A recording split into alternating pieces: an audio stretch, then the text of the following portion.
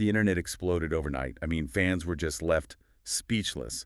And behind the cameras, well, a hidden truth was finally exposed. Yeah, the real story is, it's pretty shocking. Welcome to Saqi Celeb Talk. Join us as we uncover the biggest celebrity stories, from shocking scandals to, the hidden truths behind the headlines. We're doing a custom deep dive today into a story that just completely took over the internet. Exactly. We're looking at the massive $13 million verdict against Chris Brown after a really vicious dog attack.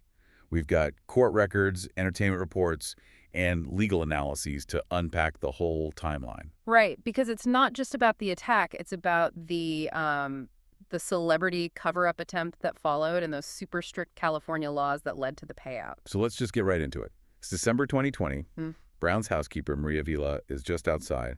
She's simply taking out the trash at his Tarzana mansion. Right, just a normal day. Yeah, and she is suddenly ambushed by Hades, which is this 200-pound Caucasian shepherd. And just for some quick context on that breed, Caucasian shepherds are, they're historically used to fend off wolves and bears. Oh, wow. Bears. Yeah, they are massive, highly territorial animals. So the physical damage here was just catastrophic. She needed 80 stitches in her face and arms, skin grafts, and it resulted in permanent nerve damage. God, that is so awful. But what happened after that completely changed the story, because Maria is lying in the driveway, bleeding heavily, and according to court records, Brown doesn't dial 911. No, he doesn't. He actually directs his team to gather the dogs and scram. He testified that he fled because he feared a media circus. Yeah. He literally didn't want a 911 recording of his voice leaking to the press. He essentially treated a life-threatening medical emergency like a potential PR leak. Right, it's a literal hit and run, just with a dog instead of a car. Which makes me wonder, does fleeing the scene like that actually make the legal and financial fallout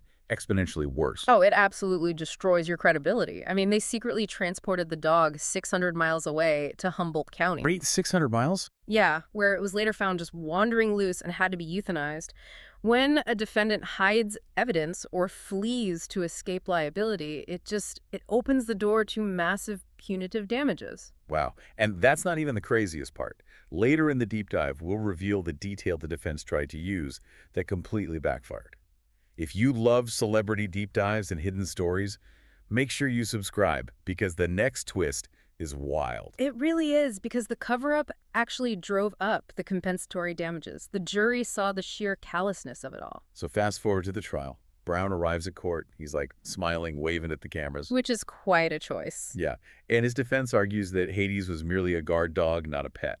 And they claim the housekeepers ignored verbal warnings about going outside. But that defense completely ignores California Civil Code Section 3342. Right, the strict liability thing. Exactly. The state mandates strict liability, meaning if you own a potentially dangerous animal, that's an inherent risk you chose to take. So the blame falls entirely on the owner. Period. The law does not care if it's a security measure or if you gave verbal warnings.